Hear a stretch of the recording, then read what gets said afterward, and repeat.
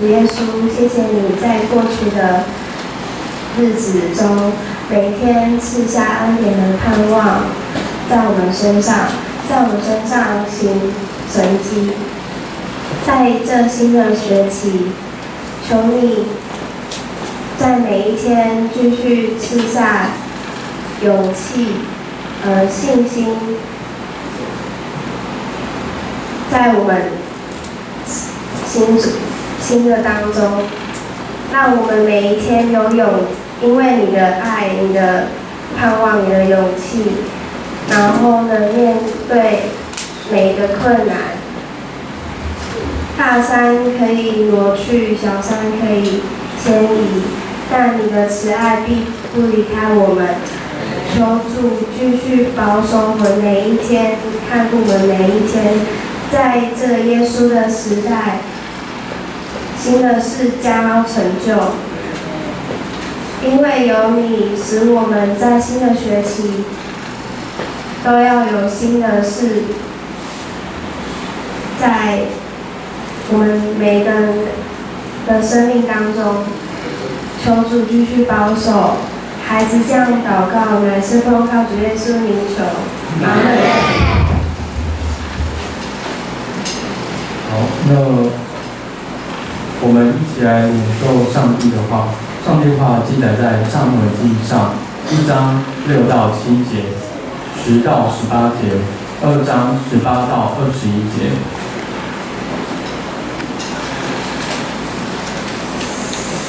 请。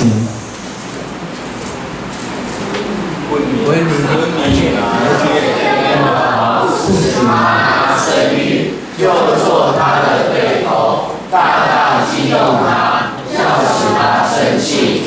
每年上到耶和华殿的时候，以利亚拿都以双刃给他拿，因为拿更是激动他，以致他哭泣失败。他心里愁苦，就痛痛哭泣，祈祷耶和华，许愿说：万军之耶和华，你若垂顾非你的哭泣，却念我言语，是我一个儿子，我必使他终身归于耶和华，不用低头劳替他的头。他在耶和华面前无数的祈祷，以利尽看他的罪。原来他心中默祷，只动嘴唇，不出声音，因此以利以为他喝醉了。以利对他说：你要醉到几时呢？你不应该喝酒。他回答说：主啊，不是这样，我是心里愁苦的妇人，清酒浓酒都没有喝，但在耶和华面前倾心吐意。不要将非你看作不正经的女子，我因被人激动愁苦太多，所以祈求到如今。以利说：你可以平平安安的回去，愿以色列的神允准你向他所求的。他说：愿非你在你面前蒙恩。于是妇人走去吃饭，面上再不带愁容的。那时撒母耳还是孩子，穿着细麻布的衣服的，侍立在耶和华面前。他母亲每年为他做一件小外袍，投着丈夫上来献年金的时候带来给他。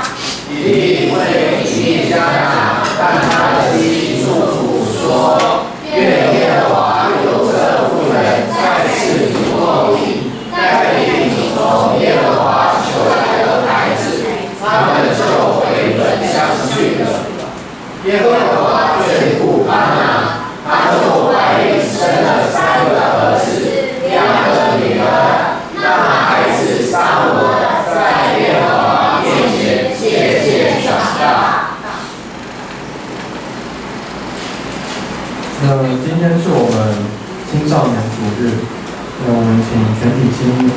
青少年献诗。献诗的曲目是这世代我们呼求，这世代我们呼求。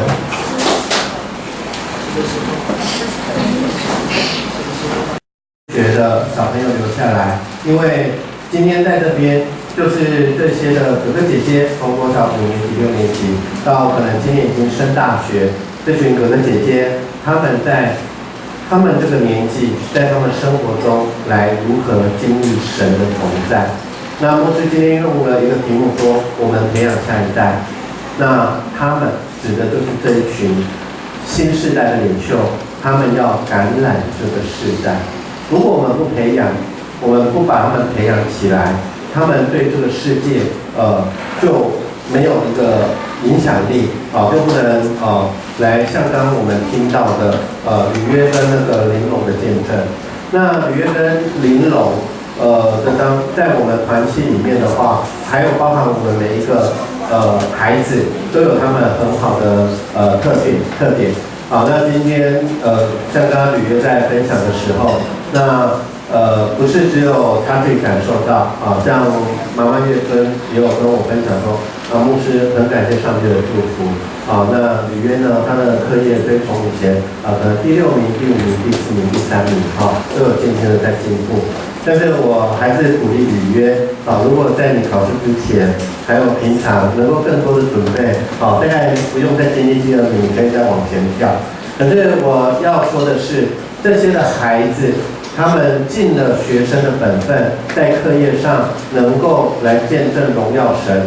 那我们当中是不是功课不好的人或者你说我成绩没有那么好，我就不能见证荣耀神吗？不是的。本分就是尽力去做，就是你把自己该做的事去做了。刚刚吕约有讲到一件事，他说至少有3个在他生活当中很重要的东西一个是跟同学的玩乐一个可能是在教会的服事，其实有4个跟同学玩乐，在教会的服事，还有你的课业，还有的是什么？跟家人的相处。其实在我们的不管是青少年或我们在工作的人，你都可以发现一件事：当你有一个部分 over 的时候，过多的时候，其他的地方一定就会不平衡。所以牧师常常当坏人，就是当我看到青少年在教会很尽心尽意的服侍，或者他们花很多时间跟同学、跟朋友相处的时候，我还是要当坏人，跟他说，请你们注意时间要记得回去。为什么呢？因为你的家人也需要你花时间陪他们。如果今天来到教会是让你的家人觉得你去教会就好像忘了家，这实在就不是一个很好的见证。所以我们试着在我们的生活的当中来平衡。那什么样是最好的平衡？我相信我们都可以知道为什么，因为在我们的心里都会有一个微小的声音来提醒我们。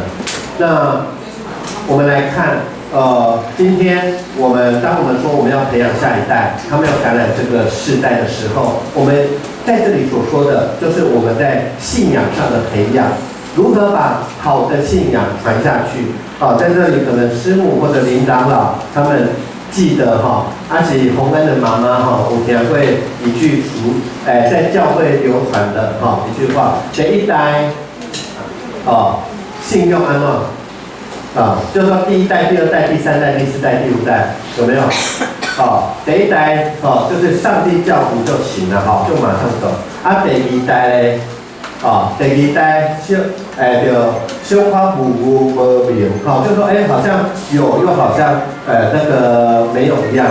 第3代第3代的时候什么？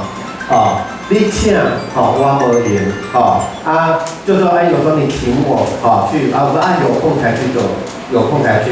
然后到第4代到第5代到第5代他甚至于说什么偶像我主经，就是说偶像已经家里都是了。所以在这种状况之下，我们就知道说，如果我们没有培养下一代如果在这个当中我们没有认真去思考这个问题，信仰很容易就会不见。那神的祝福要延续下去，就是纯正的信仰。什么叫纯正的信仰呢？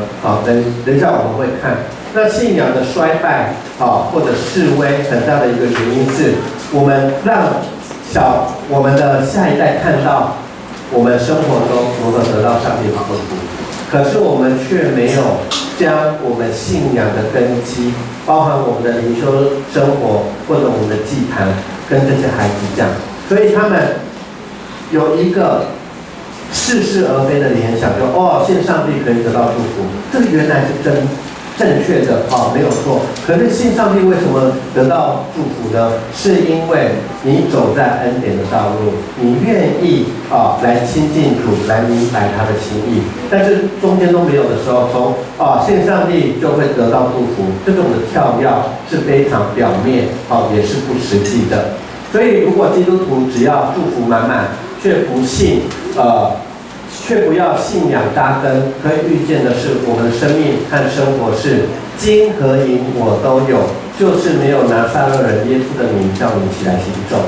彼得在美门的时候，他说金和银我都没有，唯有拿撒勒人耶稣的名叫你起来行走。所以我们今天第一个，首先我们要让我们的孩子认识真神，他们才能传递盼望，认识真神才能传递盼望。好，请问士世记一共有几章？21章。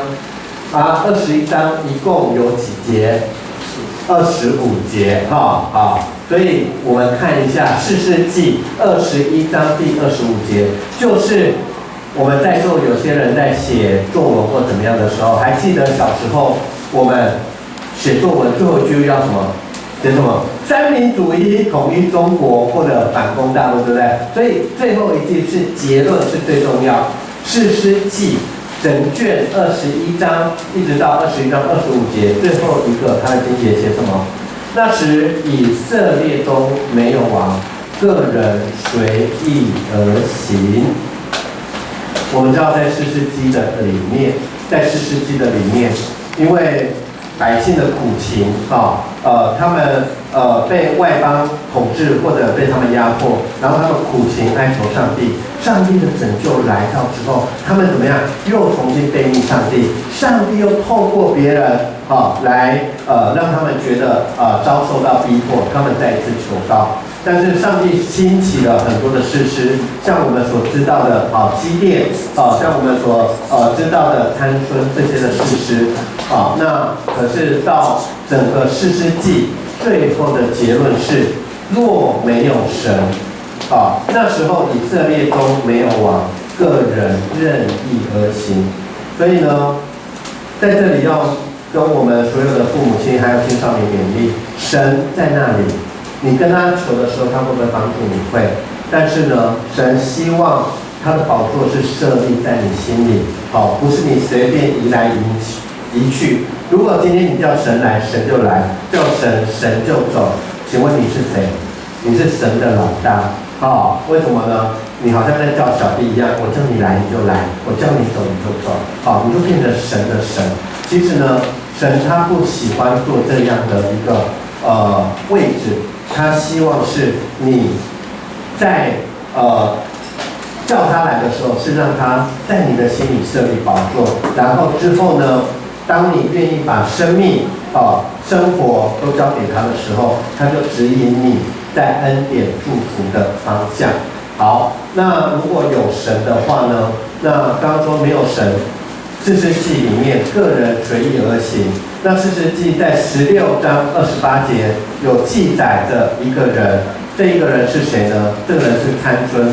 我们知道参孙当时他凭己意而行，然后之后呢他自己悔改，所以到最后的时候，参孙求告耶和华说：“主耶和华，求你眷念我，神啊，求你赐我这一次的力量，使我在非利士人身上报那挖我双眼的仇。”我们知道参孙力量的来源，然后因为那个非利士人要陷害他所以要那个陷害他，所以在这个当中的时候呢，他们用了很多的方式啊，然后让参孙被抓被捕。可是参孙到最后，他求告耶和华的时候，有了这次力量，虽然到最后结果是跟那里的非利士人全部同归于尽，但是呢，在神若有神，他的力量让我们可以扭转乾坤。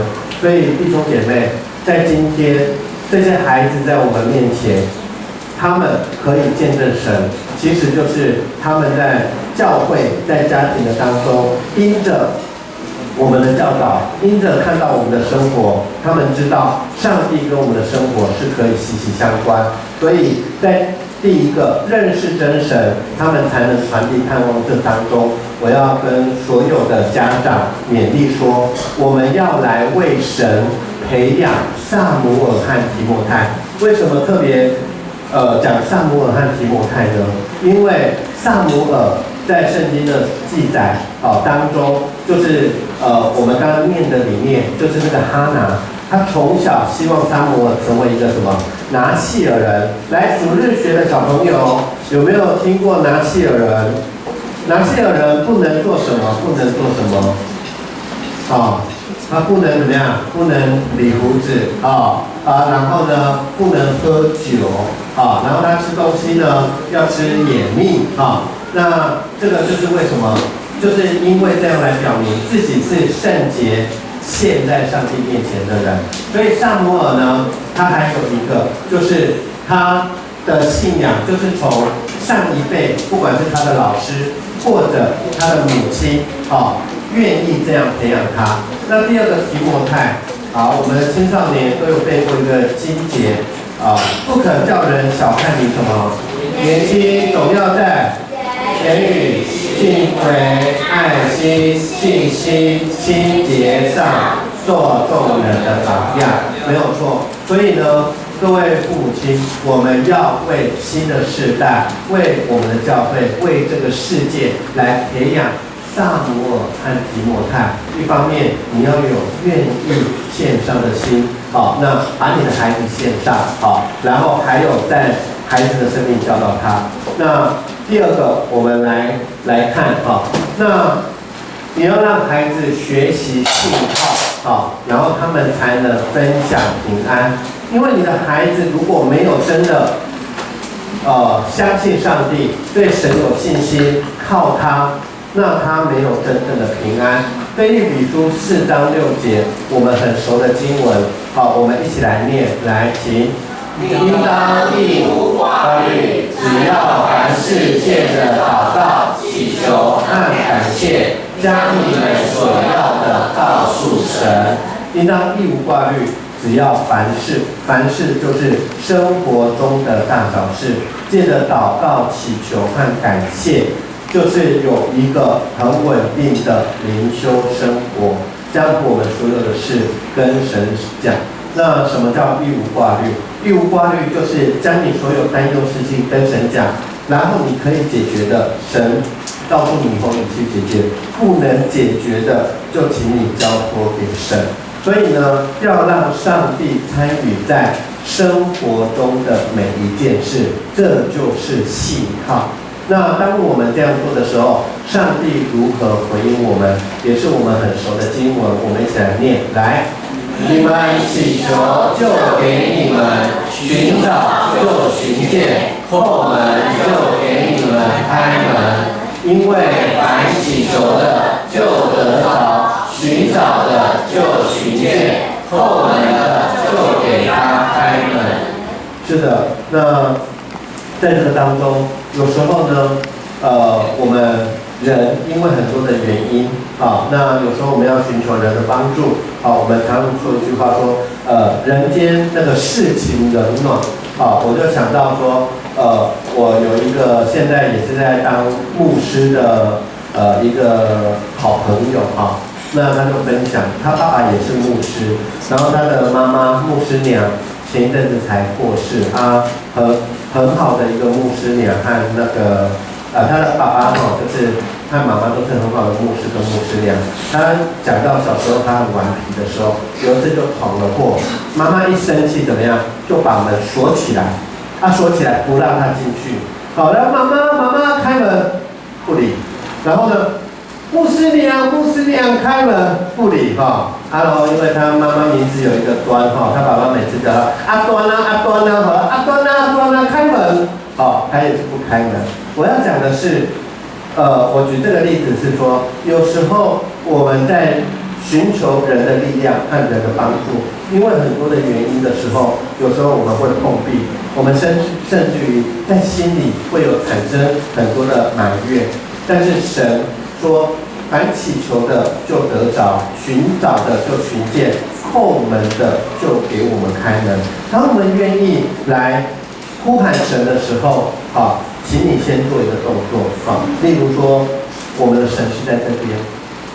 然后呢，你在走不对的路，往这边一直走，那你呼喊神我们如果物理学的还不错的人，或有一些概念的人，如果对方在这边，你往这边一直喊很大声，这边听得到吗？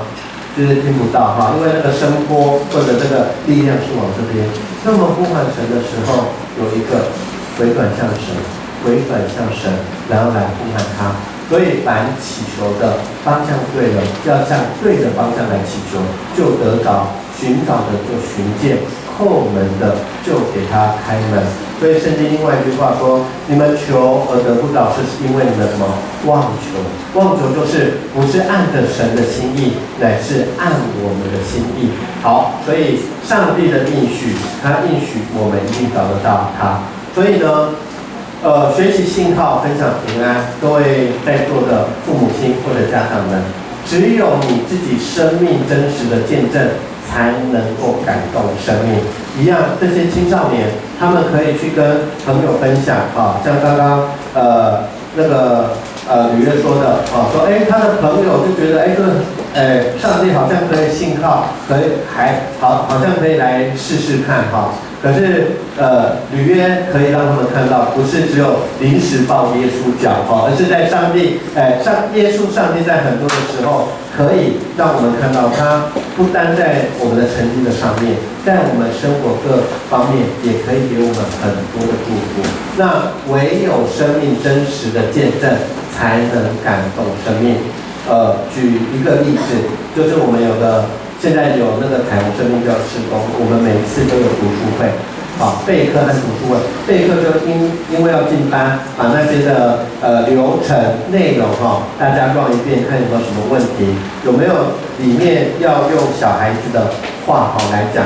可是读书会的时候呢，往往那个是大家很期待参加的，为什么呢？因为有时候呢，就会听到这个声音。抽鼻子的声音，因为从读书会里面绘本的分享当中，或者有个姐妹分享之后，就有人他的生命也有相同的经历，会有相同的感动所以我们要知道，上帝他的爱流动是靠着生命当中真实的见证才能感动生命，而这个感动人生命的见证，往往不是在高峰，乃是在低谷，神如何来帮助我们脱离那卑贱的事，神帮助我们如何脱离苦情的当中，就像我们刚刚看到的那个哈拿一样我们等一下会看。那第三个就是说，那这个世代我们要看重神，见证他的福气。尊重这个字在希伯来文的字根，什么叫尊重？就是含有重量我觉得我们的中文字有时候很好来表达意思。什么叫做看重？看重就是有分量看重就是有分量。好，那马太福音6章33节我没有把这个经文放上去，因为这个大家太熟了。你们要先求他的国和他的义那这些东西都要加添给你们你们要先求他的国和他的义，这些东西都要加添给你们。好，什么是这些东西？其实我们可以想象一个画面就好像就是说你背了一堆个东西，你觉得很重要结果今天耶稣基督在这边然后他说了，你们要先求我的国和我的义，结果你把这些放下来，然后帮耶稣基督把这些完成。然后本来你自己带很多东西，或者你期待能够得到很多东西，在这一个部分呢，当你为他做这个事情的时候，神就为你预备这件事情。可是请大家不要误会牧师的意思，就是说，那是不是说上帝是一个换取？当我们愿意为上帝做什么事的时候，我们的所有的一切想要的东西，上帝都会给我们。我只能说，部分是对，部分不是这样解释。部分对的，就是我们用我们能够理解的。如果我们是好朋友，我会不会帮你？会。你会不会帮我？会。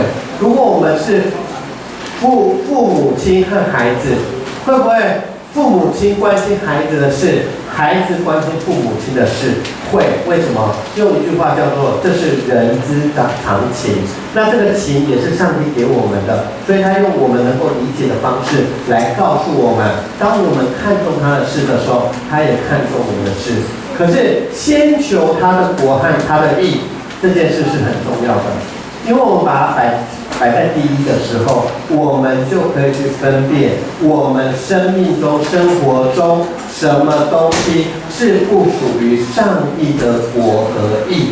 所以当你第一步先求上帝的国和上帝的义的时候，其实神让你的生命变成轻省，因为他让你追求这个世界对生命没有帮助的东西，就在你追求神的国和神的义的时候，这些的残累，这些的包袱就在你生命中放下了，你就会觉得奔跑神的天路有一个确定的方向，而不是在这个世界和神的国的当中来游移所以我们要看重神的时候，那我们就可以确保我们在这个恩典道路上。那第二个就是神的祝福是超过我们所求所想的所求所想的。像我们今天那个看的经文，哈拿好不容易求到一个孩子，这个孩子就是撒母耳。那哈拿每年为撒母耳做一个小外袍，因为小孩子大很快，跟着他的先生来献年祭，就一年有一次，要在这边献祭的时候呢，都带来给撒母耳。那以利为以利迦拿和他的妻祝福就是撒母为那个撒母的爸爸和那个哈拿祝福，然后说愿耶和华有这妇人在赐你后裔，代替你从耶和华那里求来的孩子，他们就回乡去了。所以当你看看哈拿，他愿意把一个好不容易求来的孩子，而且这个孩子是让他得安慰，让他从不会生小孩子的苦情或者被人羞辱的当中所得到的。但是呢，他把这个孩子献在神的面前的时候，那以利再一次为他祷告之后，我们看经文接下来说，耶和华眷顾哈拿，他就怀孕生了3个儿子，2个女儿。那孩子撒母耳在耶和华面前今天长大。所以呢，哈拿除了把撒母耳给了上帝，然后跟上帝交换，然后上帝又给他5个。其实撒母耳是上帝赐给哈拿的。那撒母耳有没有说，妈妈你把我给了那个以利，让我在圣殿工作，我就不认你这个妈妈？其实没有，我们从圣经里面，我们看到了一件事情，就是当我们一直在说撒母耳，他在圣经里面，我们看到从第一个王从扫罗从大卫，都是他高抹的。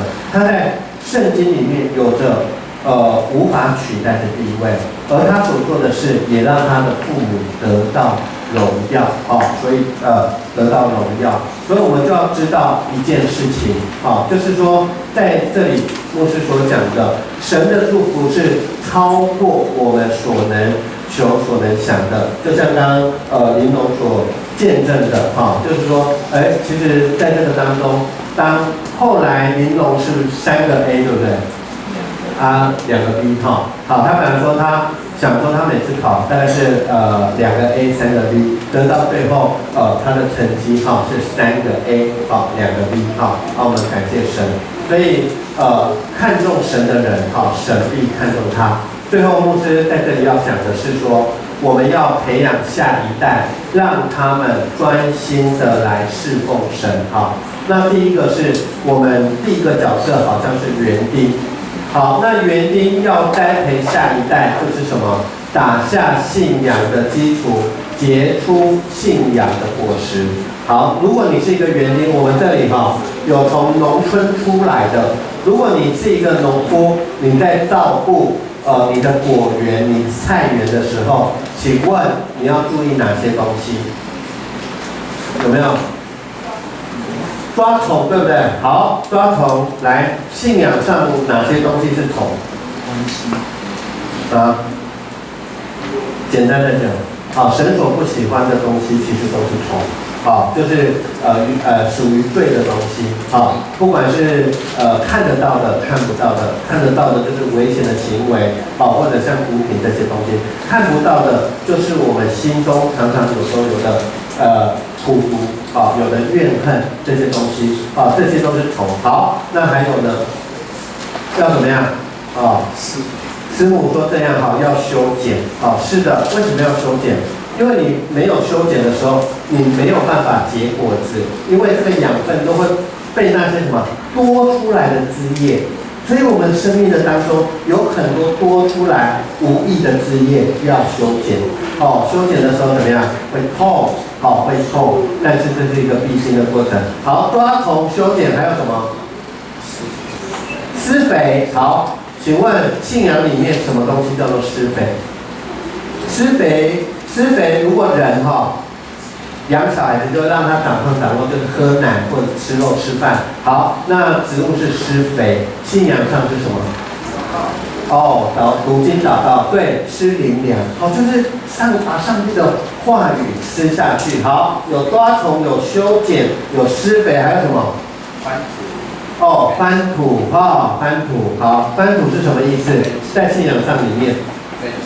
不断的是在翻土的当中的时候，有时候我们的信仰我们说那个土很硬不是你浇水土就不那个，你浇水然后日头晒，又浇水又晒，你没有去翻的话，树根会怎么样？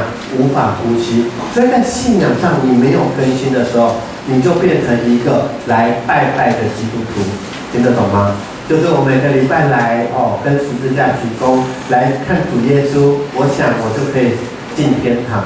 那你跟在台湾庙里面拜那些偶像没什么两样，在你的信仰的里面要时时的松土，让你的信仰是可以呼吸的。还有呢，很重要的一个，竟然没有人讲。好，要，只能说浇水，你们都种仙人掌都不用浇水，是不是？对，浇水多久浇一次？每天不一定不一定每天。所以，但是浇水这个动作就是怎么样？就是代表经常，就是经常。所以我们的信仰不可能1年吃1次大餐，5年吃1次大餐。那外国人有说，一个人至少一生有3次要来教会，哪3次？出生、结婚、死亡。那你就可以在天国吗？其实。在牧师来讲，那很困难。所以当你当一个园丁的时候，就用这么简单我们可以理解的，你如何为你孩子的生命翻土，你如何来浇灌他，你如何修剪他的生命，你如何替他抓虫。当我们这些都有做的时候，那还有施肥读神的话语，那这一棵树才能结出信仰的果实。好，那第二个，我们要当光，当光灯那个中间应该有个逗点或者顿号，我们要当光或者当灯来引导孩子，因为我们怎么面对这个世界，就是说我们面对这个世界的态度和样子，孩子就学习如何面对这个世界。那我用一个在我们教会一个小的故事来做今天这个讲道的一个结束，就是在今天礼拜天，前一天礼拜5的时候，我们都有家庭小组。那在家庭小组的时候，我们刚好分享一个主题叫做秩序。那秩序到我们问题讨论的时候，我们有讲到有些东西，如果我们不调整次序，可能从礼拜五把时间往前推3、4天，就是礼拜1、礼拜2的时候，我那个师母有跟我分享，我们家不是我们家，我们教会有个家庭有一个爸爸，他觉得说应该生活上有些东西要做一些调整。所以我不知道师母因为我得到讯息，我不知道是1个礼拜是1天、2天、3天、4天还是5天，但是至少我知道有一天，这个爸爸决定在晚上的时候，就那么1个小时放下手边的工作不要看电视，不要看手机，都不要。我们可以一起跟孩子来看书，或者爸爸看爸爸的书，孩子看孩子的书都可以。但是呢，在这个1个小时的当中呢，就是让生命的当中不再被沙发绑住，不再被电视绑住，让我们的让生命当中能够有一些改变的时候。其实这句话从那个时候就一直从礼拜1、礼拜2一直发酵，到礼拜5的时候，我就跟小组的弟兄姐妹分享，我说是牧师有时候放松的时候，我就是坐在沙发然后看新闻报道，我觉得这是我的放松。我们每一个人都有时候太太跟你讲什么，或先生跟你讲什么的时候，你告诉我这是我的放松方式。可是这种放松方式对我们的生命真的有益处吗？所以在小组的里面，我告诉这些弟兄姐妹，我说，当今天牧师这样分享的时候，就是愿意在我的家里面，1个礼拜可能1天我不知道，至少从1天开始做起，搞不好可以有2天，搞不好3天，本来是1个礼拜1天，变成1、3、5，甚至变成26。我就是1个晚上2个小时的时间，跟我的孩子出去走走，或者我们一起做一些的事情，而不是他每次来找我的时候，我就说我很累，我才在跟小组分享说，我很感谢上帝，是我的孩子是一个很有毅力的小孩子。为什么？因为以前到现在，我拒绝过他无数次，可是他每次还是会很高兴的来找我说：“爸爸，我们下去走走好不好？爸爸，我们怎样的？”可是呢，透过上个礼拜经历的这个事情，那个家庭给我的一个刺激，然后我心里也有个想法说，如果万一我的孩子就在明天，就在后天，就在大后天，他决定了每次叫爸爸，爸爸都不给我回应，我不要再叫爸爸，这个关系可能在这里就变成一个转折点了。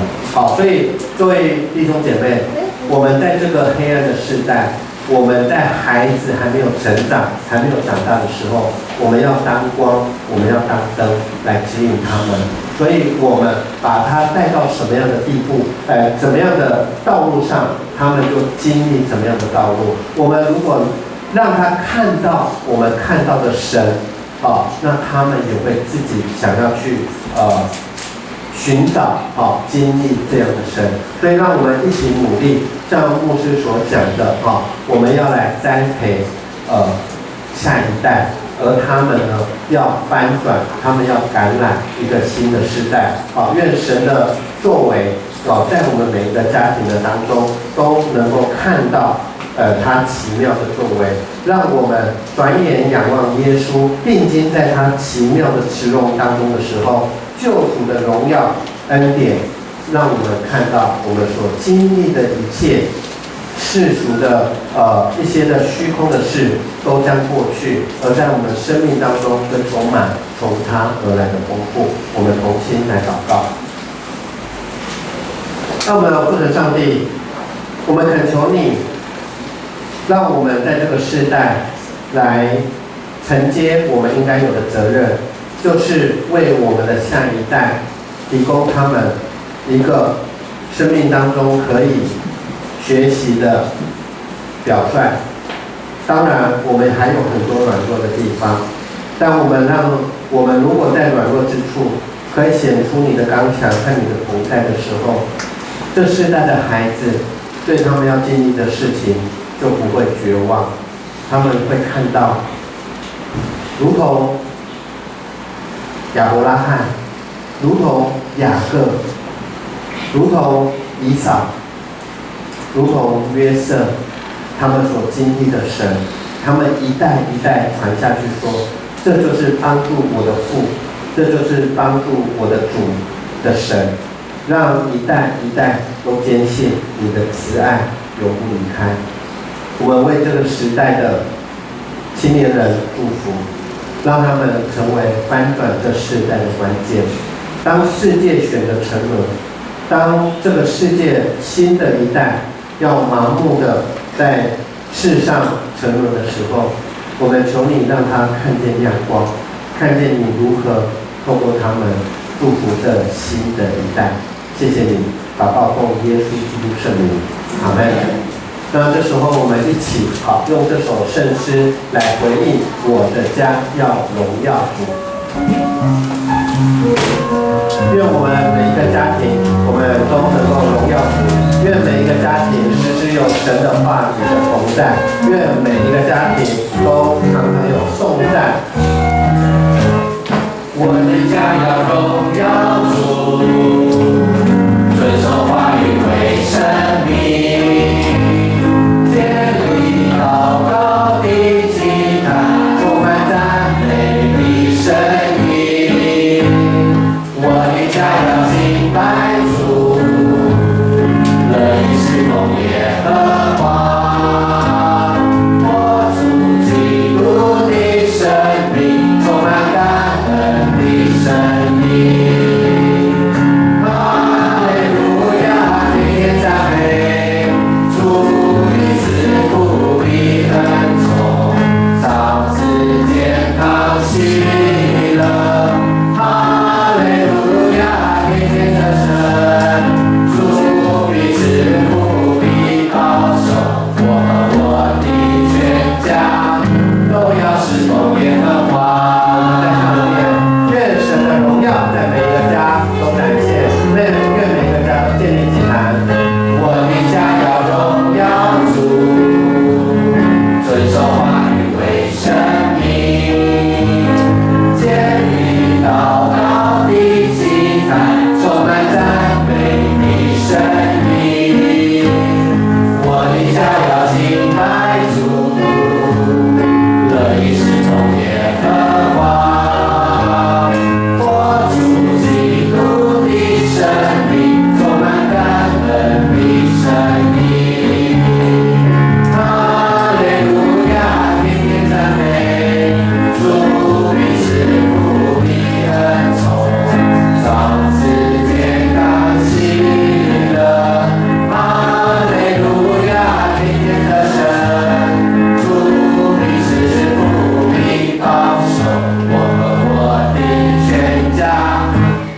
侍奉耶和华。